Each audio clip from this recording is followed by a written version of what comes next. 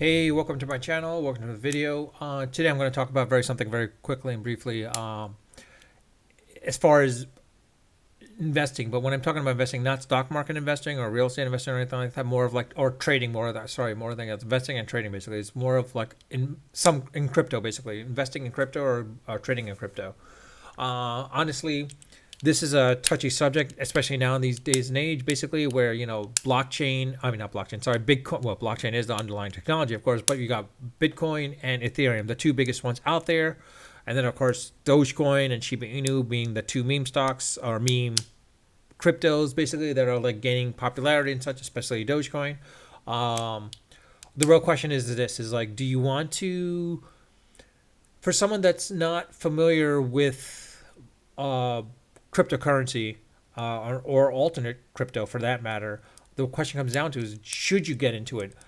Honestly, this is a case where you need to do your research. I mean, some of these cryptos can be pyramid schemes. I mean, Terra Luna was one big one. FTX sounds like it was another one as well too. Specifically, the fact that FTX was also an exchange, but the crypto that they're providing was also a case of being sort of a Ponzi scheme in a ways as well too. So you got to be careful about things. There are a bunch of alternative cryptos out there that are Ponzi schemes. Now, that's not to say though, if you are in the know or sort of are able to keep your ear to the ground or ear to the rail for that matter, you could probably listen out and probably pick up crypto where people might try to pump and dump it at that point. If you want, of course, you want to get in on that pump when it's pumped up and then dumped at that point.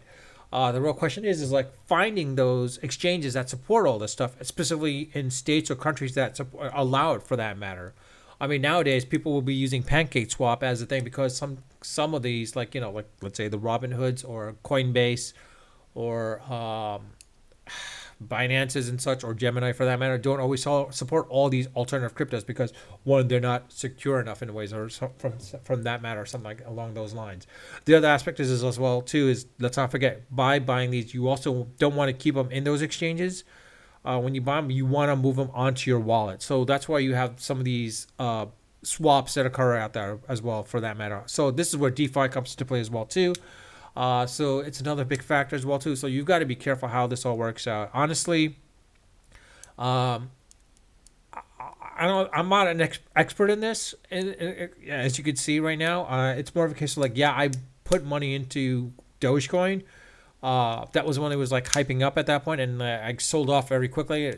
I wanted to sell it off at the point when it hit its hype, main, when it maxed out at like 70 some odd cents or something like that. But of course, some of the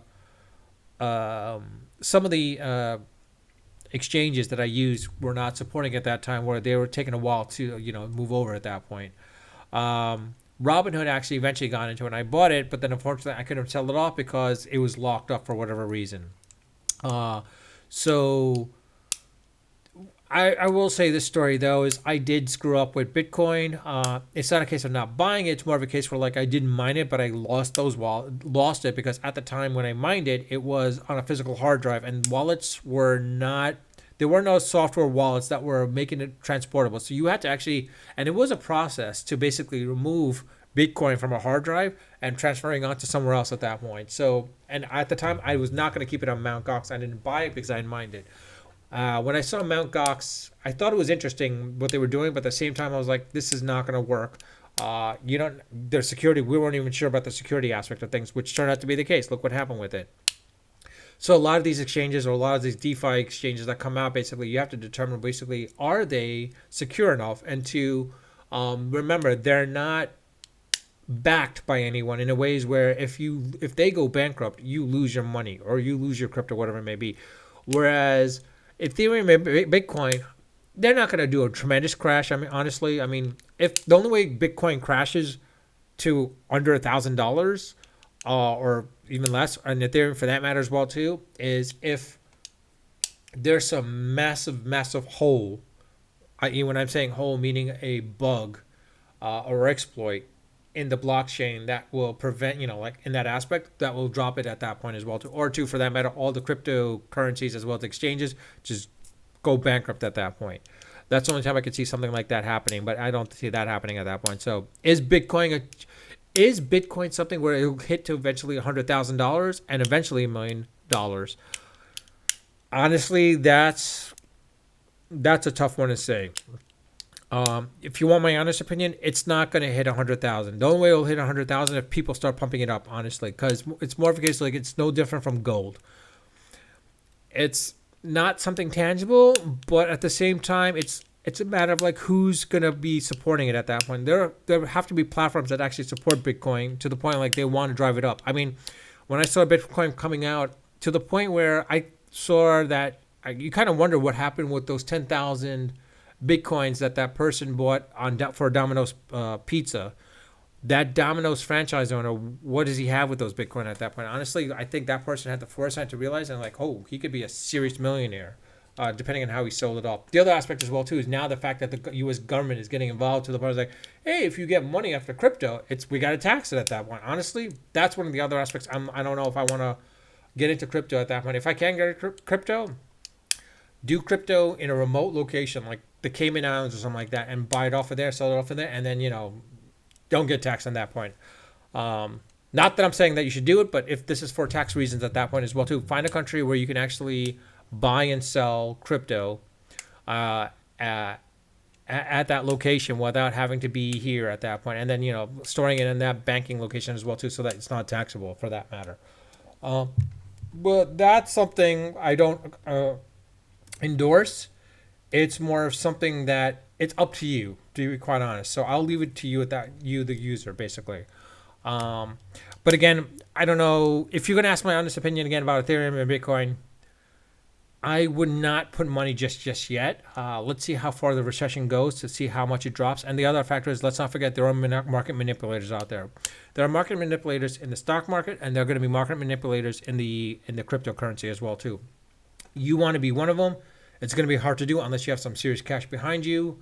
The other aspect is like if you garner up another thing, like the way the GameStop people did, go that route. If you can garner it up to push up an alternative crypto, like what they tried doing with Dogecoin or Shiba Inu, great, you can do that. But then it's a matter of like how many people are going to dump out of it at that point as well too.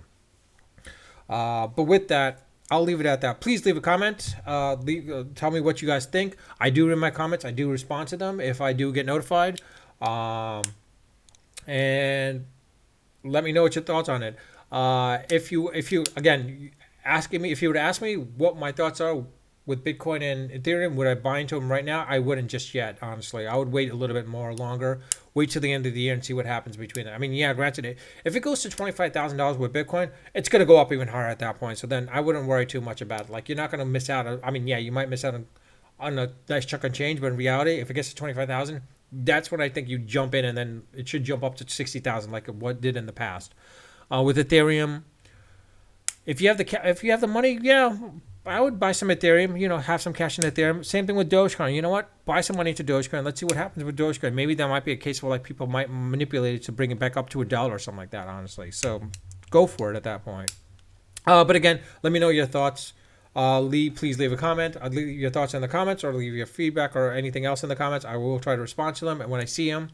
But I do read them for sure. And please also subscribe. As you see here, basically, if you've seen my other videos, you know what I do when I hit 1 million subscribers. But in any case, please subscribe. I suggest not to turn on the notifications because some of the stuff I talk about, I don't think it's noteworthy, notification worthy, to be quite honest, unless you want to hear when I post up stuff. I'll post up stuff on a daily basis. And I do remember now I am supposed to set something live today. So I think I'm supposed to do it once a week, setting something up live. So I'll do something today, basically, if you see it. With that, I'll leave it at that. And until next time, unfiltered, unedited, and unrehearsed.